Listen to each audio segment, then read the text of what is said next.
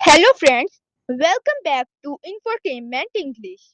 Once upon a time, this land was nothing but desert sands, camel caravans, and fishing villages along the Gulf Coast. A place where men dived deep into the sea for pearls and tried forth for survival under the scorching Arabian sun. But within a single lifetime, this land transformed into one of the richest and most modern nations on earth, the United Arab Emirates.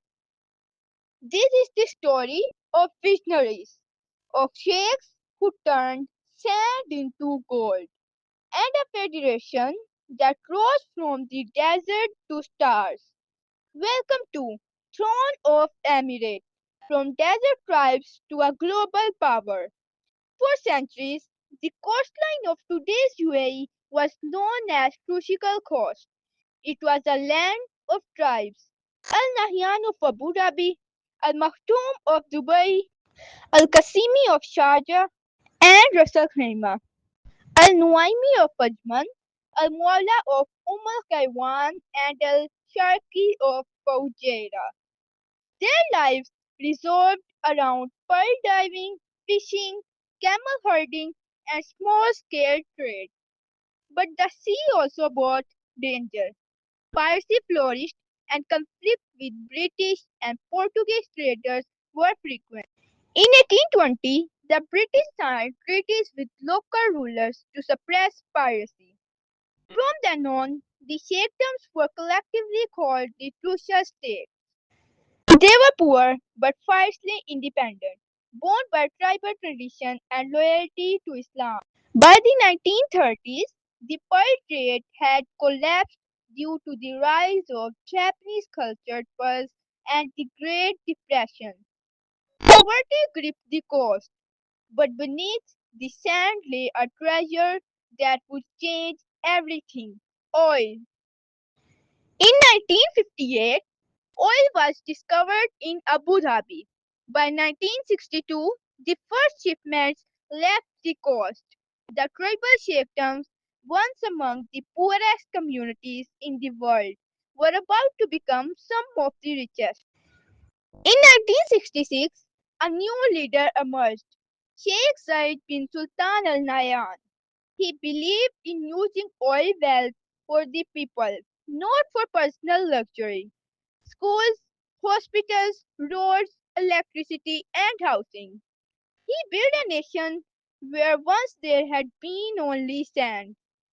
On December 2, 1971, Sheikh Zayed and Sheikh Rashid bin Rashid Al Maktoum of Dubai of led six emirates: Abu Dhabi, Dubai, Sharjah, Ajman, Al Quwain, and Fujairah into a union. In 1972, Ras Al Khaimah joined as seventh emirate. The United Arab Emirates was born. Sheikh Zayed became its first president, a role he held until his death in 2004. His vision was simple yet powerful: unity, prosperity, and moderation. He promoted women's education, environmental conservation, and diplomacy. Internationally, Sheikh Zayed positioned UAE as a nation of peace, generosity, and humanitarian aid. Even today, his name is remembered with reverence as the father of nations. When Sheikh Zayed passed away in 2004, his eldest son, Sheikh Khalifa bin Zayed, became the second president of the UAE. His era saw stability and incredible growth. He launched UAE Vision 2021, aiming to transform the country into one of the best in the world. Dubai, under the leadership of Sheikh Mohammed bin Rashid Al Maktoum, saw the rise of Burj Khalifa in 2010, the tallest building on earth. Abu Dhabi developed cultural icons like the Sheikh Zayed Grand Mosque and the Lower Abu Dhabi. During the 2008 to 2009 global financial crisis, When Dubai faced bankruptcy, Abu Dhabi stepped in with billions of dollars in aid.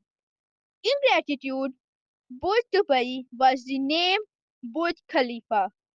Sheikh Khalifa was seen as calm, fatherly figure, less flamboyant than other rulers, but deeply respected. He passed away in May 2022, leaving behind a legacy of stability and progress.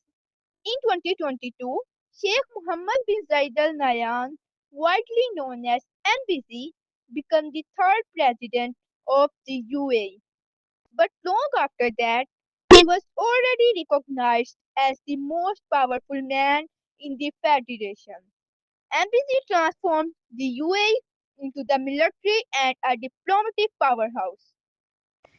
He built strong alliances with the West, modernized the armed forces, and emphasized technology, clean energy, and space exploration. In 2020, the UAE became the first Arab nation to send a mission to Mars, the Hope probe. It also hosted Expo 2020, showcasing the nation's futuristic ambition. Embassy's leadership is bold.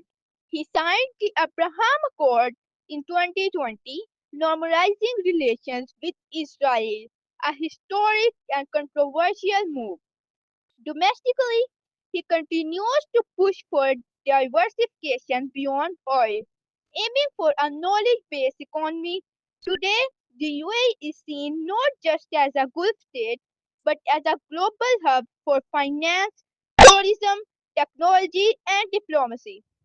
While Abu Dhabi holds political power, Dubai has always been the beating heart of the UAE's economy. Sheikh Rashid bin Said Al Maktoum, ruler of Dubai from 1958 to 1990, had extraordinary foresight. He built Jebel Ali Airport, the largest man-made harbour, and turned Dubai into a global trade hub. His son, Sheikh Mohammed bin Rashid Al Maktoum, has ruled since 2006. He is known worldwide as the leader who built modern Dubai, the Burj Khalifa, Palm Island, Dubai Metro, Expo 2020, and countless mega projects. Sheikh Mohammed is also the Prime Minister and Vice President of the UAE, making him one of the most influential leaders in the Arab world. Each emirate has its own unique contribution. Sharjah, under Sheikh Sultan bin Muhammad Al Qasimi, became the cultural capital of the Arab world. He invested heavily in museums, libraries, and education. In 1998, UNESCO named Sharjah the cultural capital of Arab world. This balance, Dubai's businesses, Abu Dhabi's politics, Sharjah's culture is what makes the Dubai unique. In just half a century, the United Arab Emirates has written one of the most remarkable success stories in human history. From pearl divers and camel herders to astronauts and space explorers. From tents in the desert to towers that kiss the sky. The vision of Sheikh Zayed, the stability of Sheikh Khalifa, the ambition of Sheikh Mohammed bin Zayed, and the innovation of Sheikh Mohammed bin Rashid. Together, they turned dreams into reality. But the story is far from.